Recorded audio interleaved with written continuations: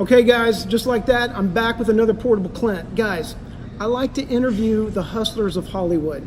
I know nothing about our next guest, but I do know her name is Meredith Thomas, and I see her a lot during this season because right now it's the Emmy event season, FYC. For your consideration, ladies and gentlemen, Meredith Thomas. Hey, hey, Meredith. First of all, thank you for doing this. Thank you for having me. Yeah, Meredith. Let's start with you having 119 IMDb credits. How does one get 119 IMDb credits?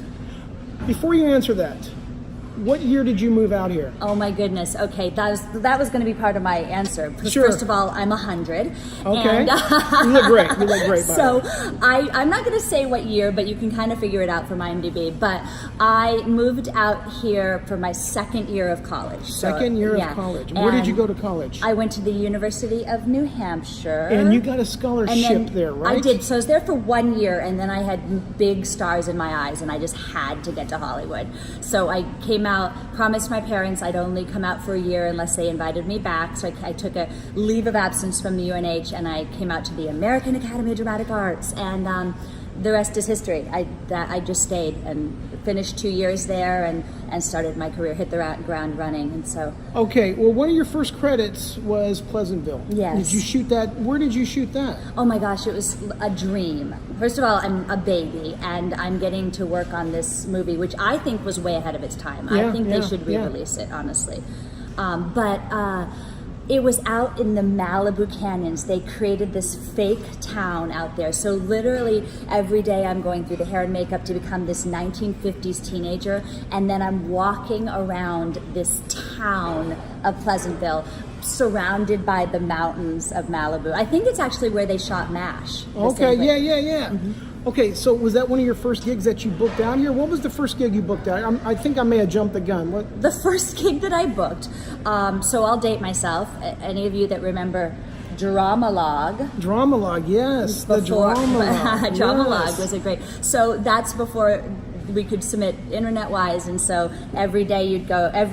You go to 7-Eleven on Thursday. You'd Sure. buy the Yeah, Dramalog, she's right. and you'd mail out your headshots to gigs. So the first audition Would I you got, mail them or drop them off sometimes? Well, I pretty much I was mailing at that point because I was still living in Pasadena. Okay. I'd just gotten out of school, and I had a little word processor in which I typed cover letters because I didn't know I didn't need a cover letter for every submission. And then until people were like, "That was so cute! I got your cover letter," and I was like, "Oh, cute, okay."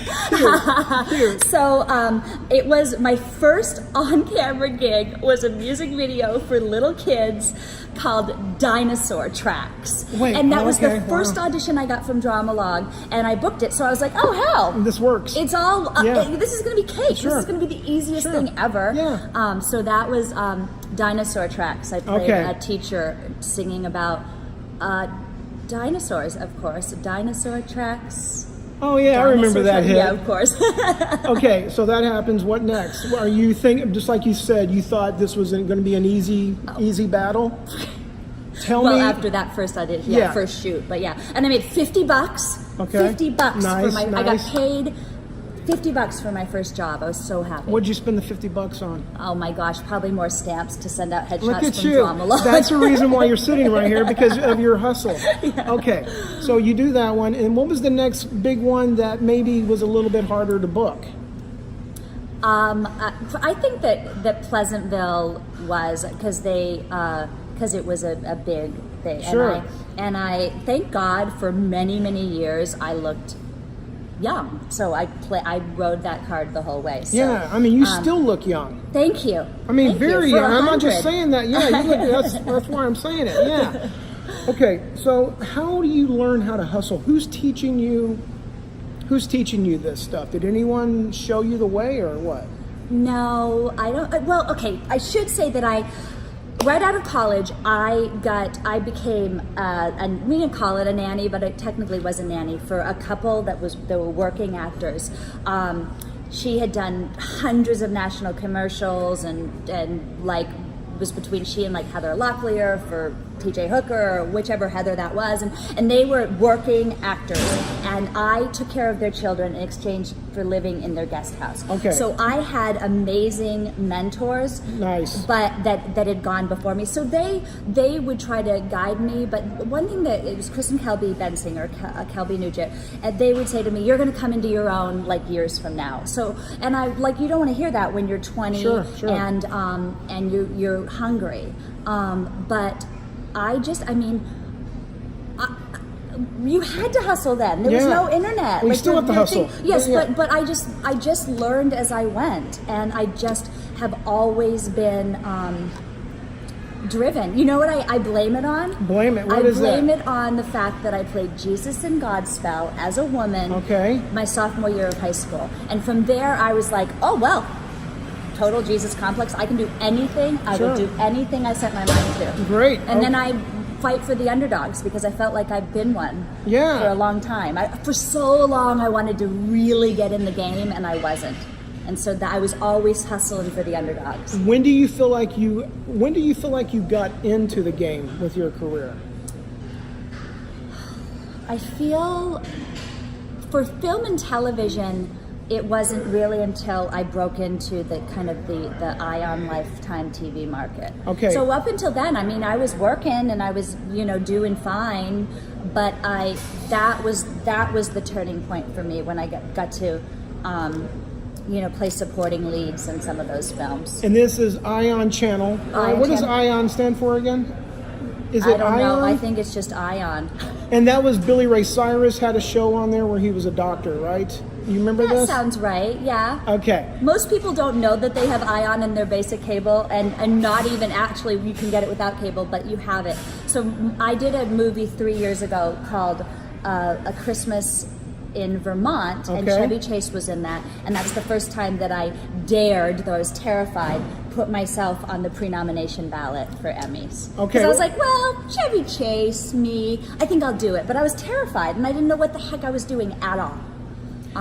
What was the outcome by you putting yourself on the nomination? I know nothing about submitting yourself, anything like that. But wait, before you answer that question, anything on Chevy Chase?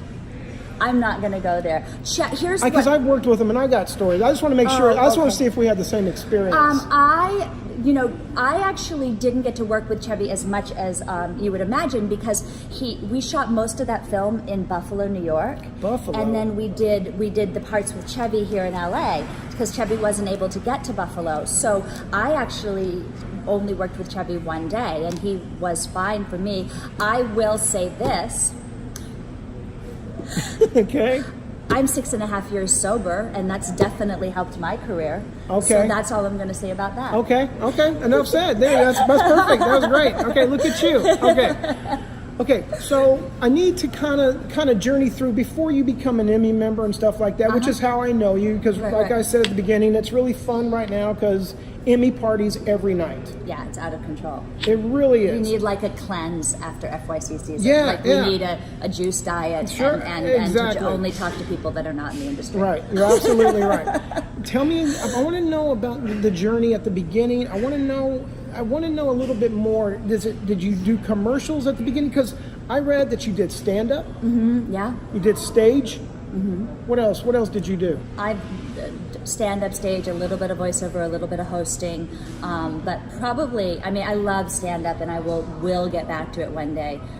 What was your favorite joke that you told when you did stand-up? Oh my gosh! I know this is the question. This is the joke. You're funny. Okay. Gosh, I have. Well, I'll keep it somewhat clean. You can do whatever you want. So, true story. Okay.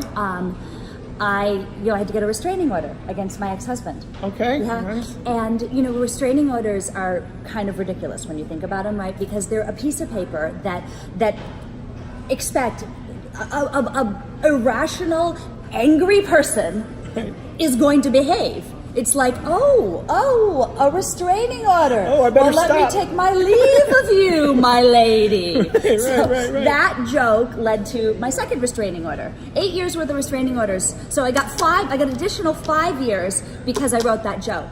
Really? Yeah. Okay. A lot of people don't know that about me. By the way, well, I shouldn't say. Go ahead, say it. No one's going to see this. Go ahead. No one's going to see this. So my restraining order was against my ex-husband, who was also a a commercial agent. Really? So when you think that, like, and by the way, my commercial career wasn't going that well then. So do you think that had something to do with it? No. My commercial career is because of Coast to Coast. Okay. Talent agency.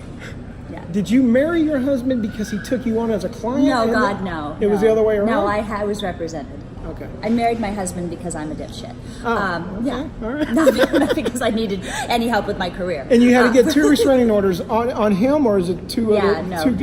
Okay. Yeah, 2. All right. We don't need to. You know. All right. I don't want. There's a joke there, but it's not clean. Okay. So you do Pleasantville. You do that. When do you become an Emmy member? I'm a baby to a certain degree as far as the Television Academy. I actually was telling other friends to join because I didn't think that I was qualified yet. Like I didn't know that I could have been qualified through commercials, so I didn't join that way. And so I was like, oh, I'm not qualified. Even when I applied, I thought they're going to laugh me. Sure. Like they're going to be like, no. So I actually, my dear friend Stephanie Erb, I said to her, join. She went like 2 years. She's doing it. I'm not around. I was like, yes, I guess I should try. But it wasn't until I had the television, movie credits that I felt that I was qualified to try to be in the Television Academy, which in hindsight was pretty silly. I mean, I'd been working for a couple of years, but it was kind of silly. But now, so I joined then.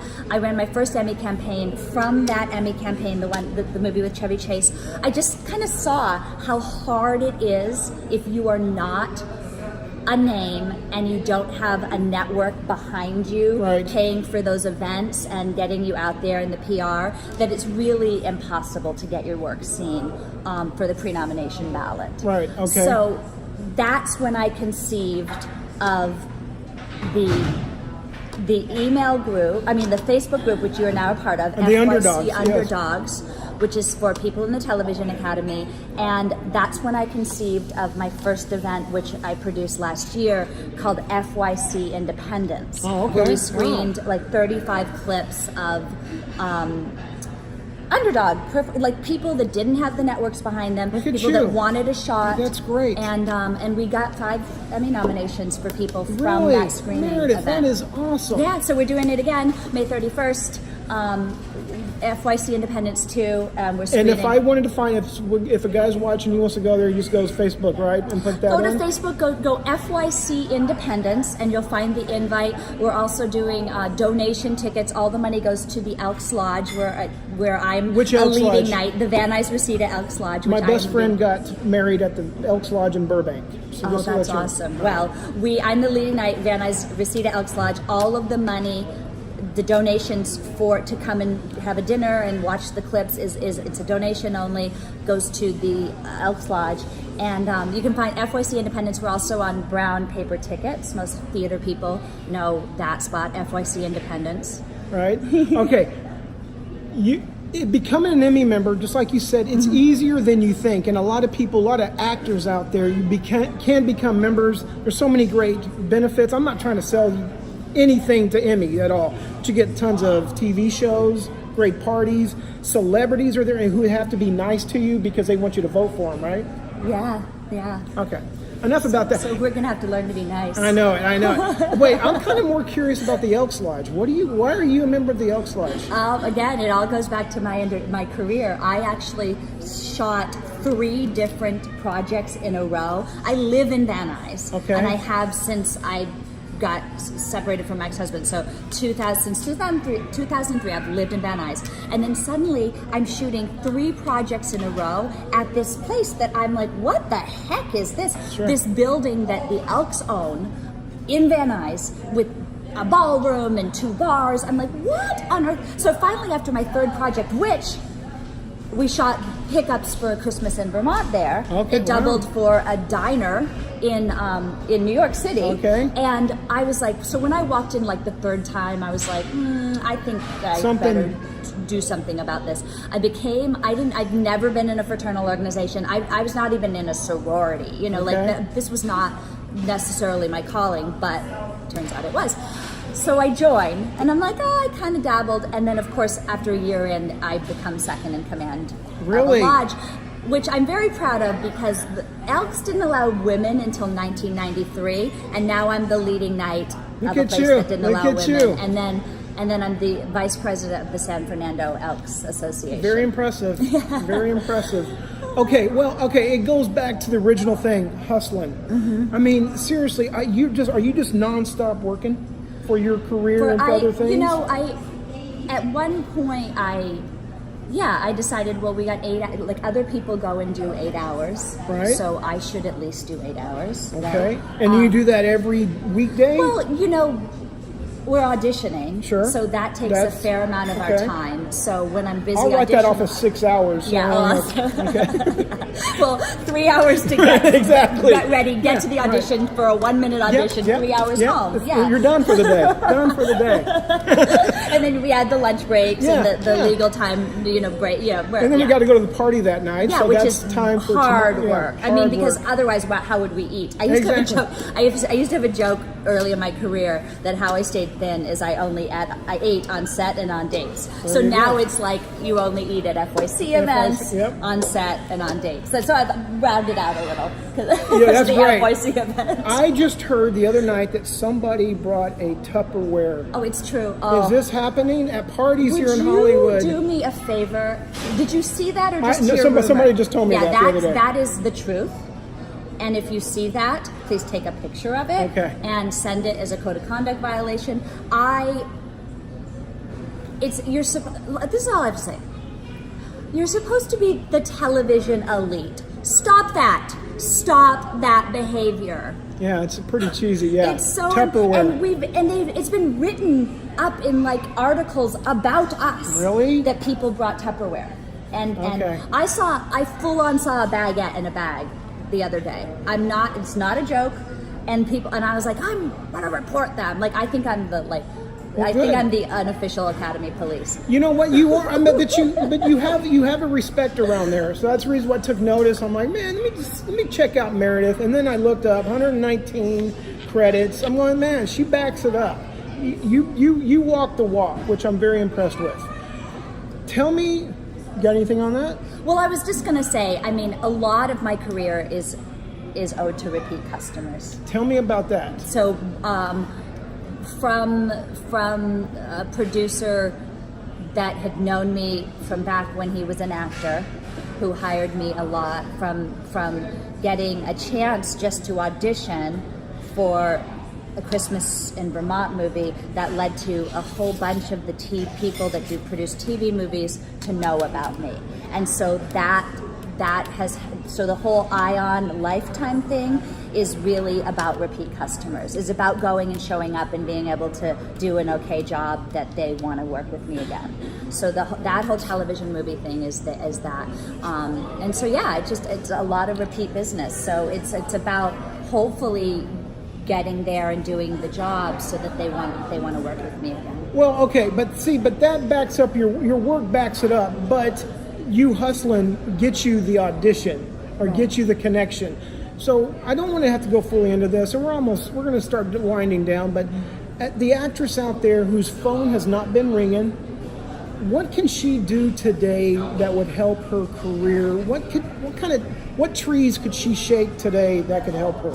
Well, I think for everyone, not just actors, I think that and I heard this back in the day when it wasn't as easy to produce your own stuff, but I think that you've got to, like, instead of sitting around going, there's no voice for what I have to say, nobody has my vision, nobody understands my type, then show them. If you are the girl, if you are the I know my type, and I ride that. Like, I'm like, okay, I'm like, people think I'm bougie, Beverly Hills. Like, okay, great, I will play that role. I'll play the mean. I was a villain in my last movie. Like, great, awesome. I won't spend time convincing you I'm not a villain. Like, all right, that's fine. Or that I'm not a grandma, or whatever they want me to be. You're not playing grandma yet, not are you? Really yet, okay, but I I'm was close. Say. Okay, all right. So anyway, but I would say, early in my career, I heard about women in their 40s that were buying up scripts and finding projects for 20 years later. Really? And so why wow. not do that now? I've moved into producing, and so if you see something, a story that you want to tell, figure out a way to tell it. I love speaking other people's words, but figure out a way to speak your own words or put your own vision out there. And so that's what I would say. There's so many venues and mediums to make something happen. The whole FYC Independence that gave voice to the underdog was just an idea I had because I had an Elks Lodge. Yeah. So doing more of thinking outside of the box and being daring, I guess that's my advice for actors and actresses. Okay, here's a couple of questions I always like to ask. Okay. Let's leave the 2 restraining orders out for this one. Okay? Are we going to edit it out? No. Because it could No. lead to a 3rd restraining. No. Listen, Okay. no. What I'm going to ask, darkest days in Hollywood. Not personal, but Hollywood. What were your darkest days in Hollywood? Not personal? Yeah, I don't want to What does hear, that mean? but like you were up Oh. for some jobs and like you just kept getting, the phone wasn't ringing for a while. Just a tough. I think that Tough road. I think that you can only go so long where you hear how talented you are and that it's going to happen someday. Yeah. And it hasn't. So there were years that I thought to myself, "Are you done yet? Like, are you done with this ridiculousness yet? Could you go back to New Hampshire and, get married and have 2.5 kids? And could you be like the best acting teacher ever in New Hampshire?" And so there were years that I would have to sit and address that and go, should I? Like, has this all been a lie? I've had the same conversations. But I realized a few years ago that I stopped having that conversation. Great. So some point it clicked in, and I'm like, I think you start to believe the good stuff, and so I started to go, I don't feel this. I don't think I'm very good. I don't think I'm very attractive. I don't da-da-da. I'm all of these things. If the industry doesn't like me, maybe they're right. And then I stopped believing all of that, and I started going, I'm going to believe the people that I respect that tell me that I have something. I'm going to believe that I didn't get fired that day. I think I sucked so badly off the set. And because I'm going to believe them, because I respect that director more than I respect my own effed up idea of what I'm bringing to the table. So I think we all have those dark days. I think it's like, are you meant to be here? Is it fun? If it ain't fun, why would don't you do it. Don't. Life is I have seen too much tragedy in the last year, and with friends who have fought to survive, to say, if this is no longer fun for you, stop. It's not. This time out here is too short to be miserable and angst-filled and desperate and sad and angry. Yeah, Too no, you're short. absolutely right. Okay, so now on the other side of the coin, what were your best days in Hollywood?